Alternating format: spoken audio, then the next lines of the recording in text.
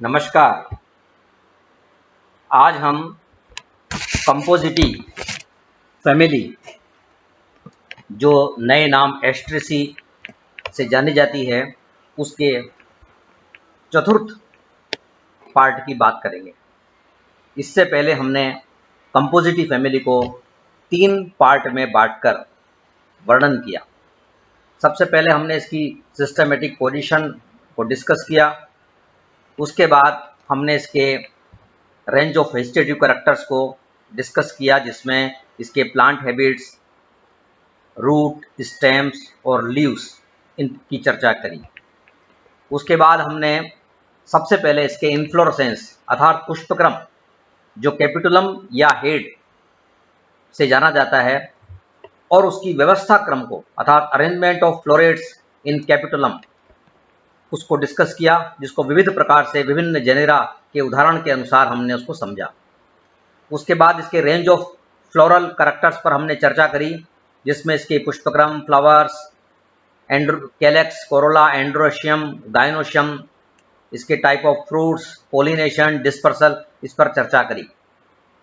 आज हम family Compositae अर्थात एस्ट्रेसी के पार्ट 4 में चर्चा करेंगे इसके विभेदक लक्षणों की, अर्थात इसके डिस्टिंग्विश कैरेक्टर्स ऑफ कंपोजिटी, इस पर हम चर्चा करेंगे। उसके बाद इसके एडवांस कैरेक्टर्स कंपोजिटी के, उनकी बात करेंगे, क्योंकि ये फैमिली जो है वो महत्वपूर्ण फैमिली मानी जाती है और इसको एडवांस्ड माना जाता है, प्रगत कुल माना जाता है। जितने भी विकसित कुल हैं उनमें सबसे विकसित कुल एडवांस माना गया है फैमिली कंपोजिटी।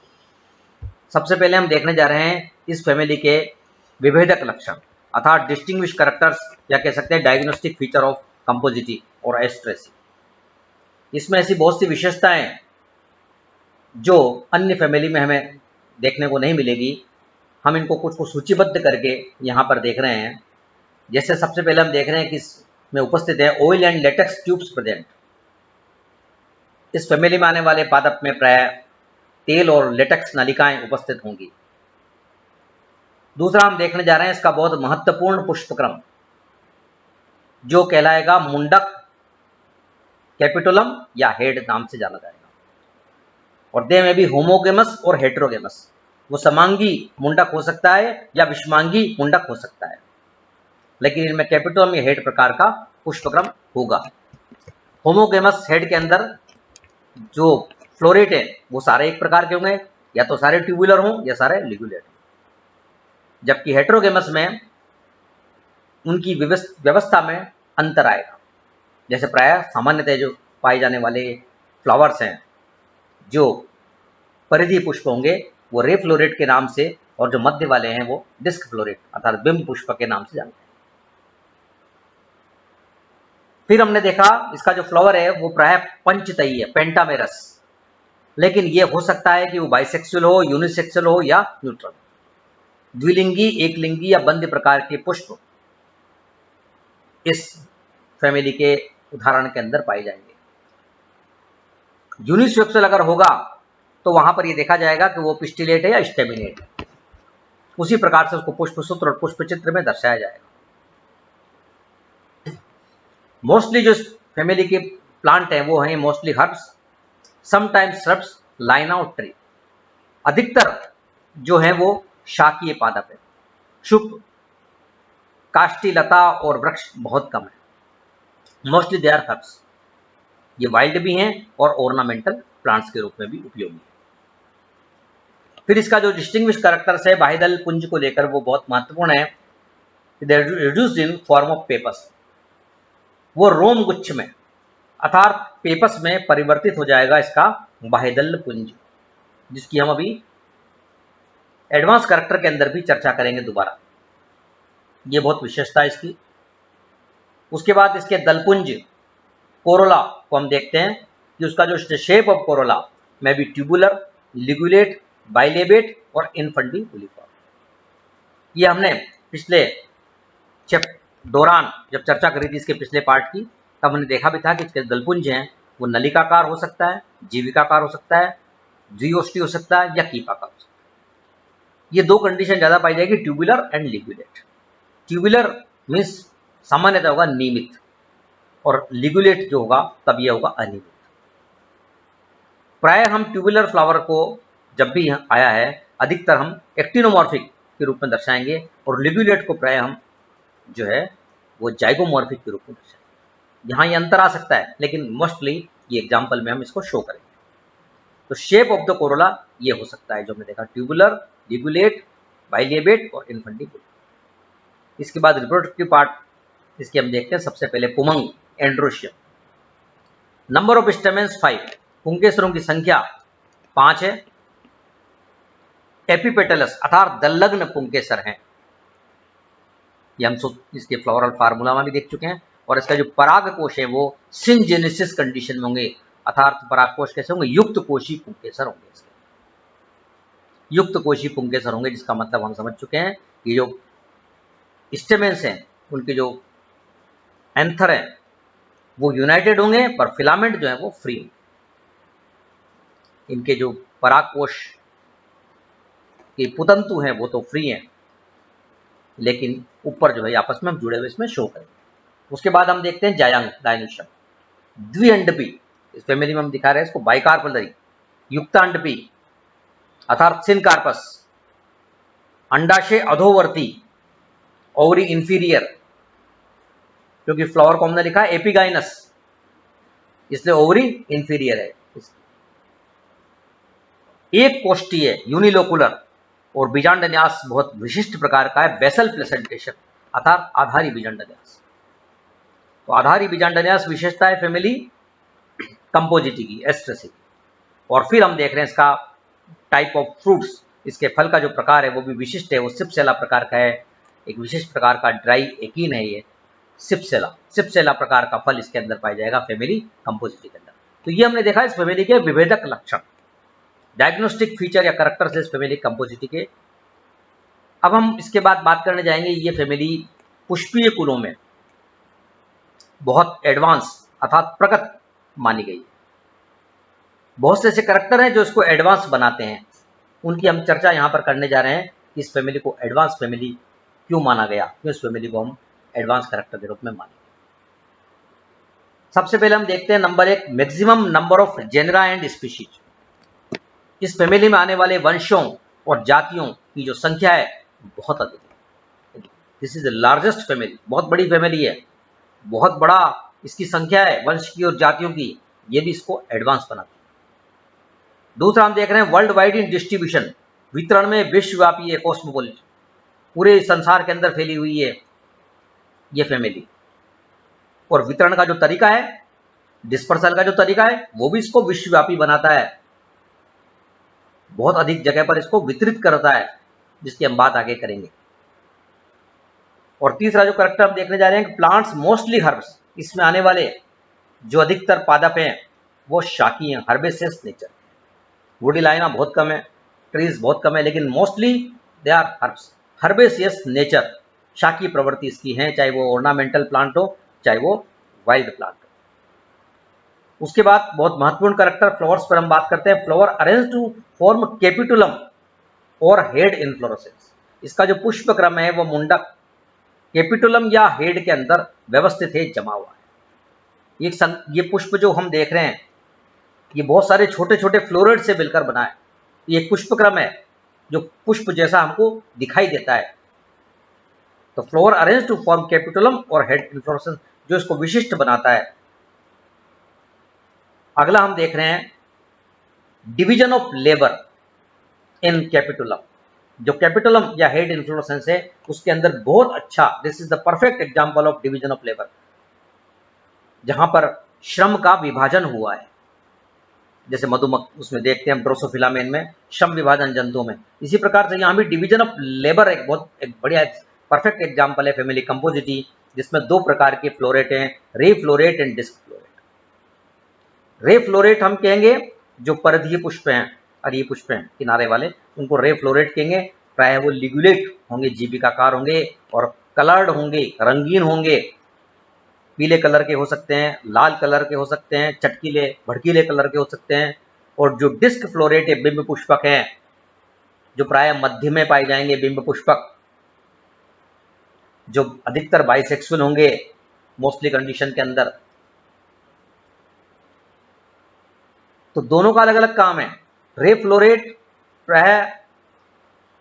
जो है वो केवल पिस्टिलेट है, रे फ्लोरेट किनारे वाले जो पुष्प है, या वो न्यूट्रल है, बन गया। लेकिन जो डिस्क फ्लोरेट हैं वो उभयलिंगी हैं। तो किनारे वाले जो फूल है रे फ्लोरेट, वो कीटों को आकर्षित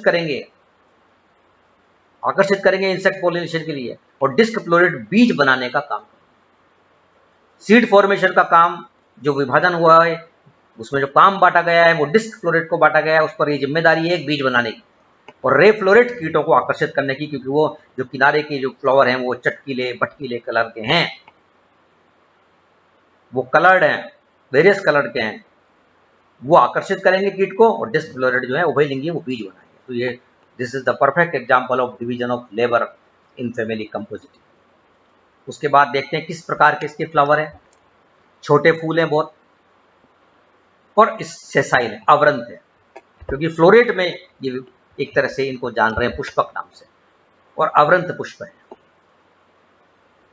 किस प्रकार के पुष्प हैं? एपिगाइनस अर्थात ऊपरी जायंगी फ्लावर है।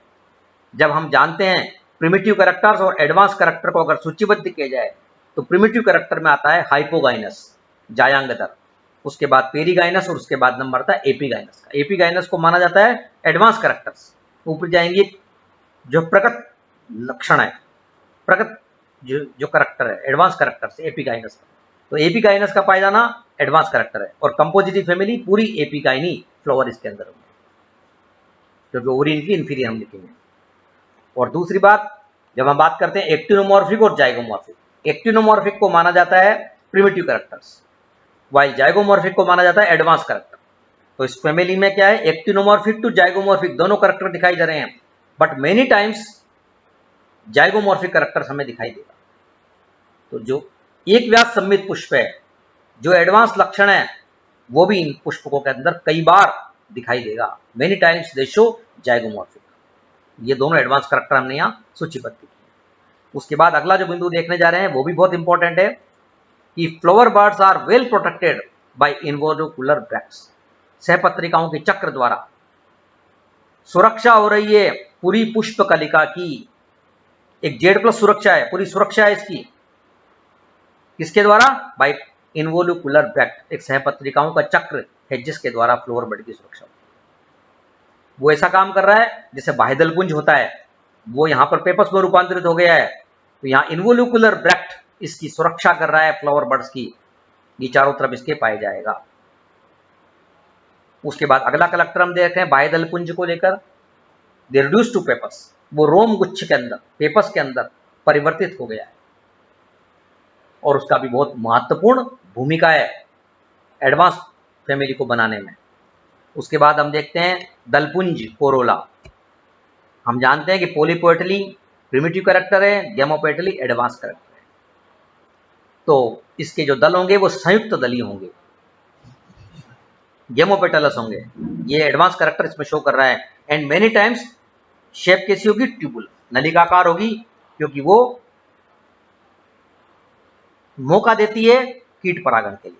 तो मेनी टाइम्स ट्यूबुलर कोरोला इसके अंदर पाई जाएंगी। ये इसके एडवांस कैरेक्टर्स है। इसके बाद अगला एडवांस कैरेक्टर हम रिप्रोडक्टिव पार्ट पे शुरू करते हैं बात। सबसे पहले पुंकेसर स्टेमेंस की संख्या का समानित होना जाना, कम हो जाना एडवांस कैरेक्टर होता है। तो स्टेमेंस और कार्पस दोनों में संख्या कम हो गई। स्टेमेंस में हम देख रहे हैं रिडक्शन इन द नंबर, इनकी जो संख्या है वो कम है, लिमिटेड है। कितनी है? 5, ओनली 5 स्टेमेंस। एपीपेटलस, ये भी एडवांस कैरेक्टर है, दलग्न पुंकेसर है। और अब जब हम इसको ब्रैकेट में बंद कर रहे हैं, वो कंडीशन यहां दिखा रहे हैं, सिनजेनेसियस अर्थात युक्त कोशी पुंकेसर यहां पर पाए जा रहे हैं, जिसमें हम देख रहे हैं युक्त कोशी पुंकेसर में ये पुतंतु तो फ्री हैं, लेकिन एंथरलोप्स जो आपस में जुड़ गए हैं। तो सिनजेनेसिस कंडीशंस जो इसको एडवांस बनाएगी। उसके बाद हम देखने जा रहे हैं कार्पस को, अड्डप को। जैसे हमने पुंकेसर में बात करी, इनकी संख्या का सम्मानित हो जाना, कम हो जाना, इसी प्रकार से यहां पर भी reduction in the number in carpels. कितनी संख्या है? बाई कार्पलरी, पूरी फैमिली द्विअंडपी है, कंपोजिटी की, एस्ट्रेसी की, एडवांस कैरेक्टर कम हो जाना। जहाँ रेननकुलेसी में इन बड़ी फैमिलियों प्रिमिटिव फैमिली में देखते हैं पुंकेसरों की अंडकों की संख्या कितनी होती है, अनंत, जो इनको प्रिमिटिव बनाती है, प्रिमिटिव फैमिली। जबकि इनकी संख्या कम हो रही है, जैसे नंबर ऑफ कार्पस जो हैं केवल 2 हैं, तो एडवांस करैक्टर है। और फिर हम देख रहे हैं सिनकार्पस युक्त अंडपी, ये इस फैमिली का एडवांस करैक्टर है, क्योंकि एपोकार्पस जो कंडीशन है वो प्रिमिटिव मानी जाती है, सिनकार्पस एडवांस मानी जाती है। रेननकुलेसी में हम और कई कुछ फैमिलियों में हम एपोकार्पस कंडीशन देखते हैं, यहाँ पर सिनकार्पस है, युक्त अंडपी है, ये फैमिली की एडवांस है, विशेषता बताती है। उसके बाद हम देखते हैं अंडाशय। अंडाशय एक ऐसा एक कोष्ठी है, क्योंकि बेसल प्रेजेंटेशन है, और ओवरी इंफीरियर, अधोवर्ती अंडाशय। सुपीरियर ओवरी का होना प्रिमिटिव कैरेक्टर होता है, ओवरी सुपीरियर, उसके बाद आती है सेमी इंफीरियर और फिर इंफीरियर। सबसे एडवांस है इंफीरियर ओवरी काउंट, सबसे प्रिमिटिव है सुपीरियर ओवरी काउंट। यहां पर अंडाशय है इंफीरियर, क्योंकि फ्लावर था एपिगाइनस, ऊपरी जायांगी, जो इसका फ्लावर था एपिगाइनस, इसलिए ओवरी इसकी इंफीरियर है, और ये दोनों ही एडवांस कैरेक्टर है जो हम इस फैमिली कंपोजिटी में एस्ट्रेसी में देख रहे हैं। उसके बाद अगला प्लेसेंटेशन, बेसल प्लेसेंटेशन भी एडवांस कैरेक्टर है, आधारी बीजांड न्यास का होना। अगला देख रहे हैं सिंगल ओव्यूल, एकल बीजांड।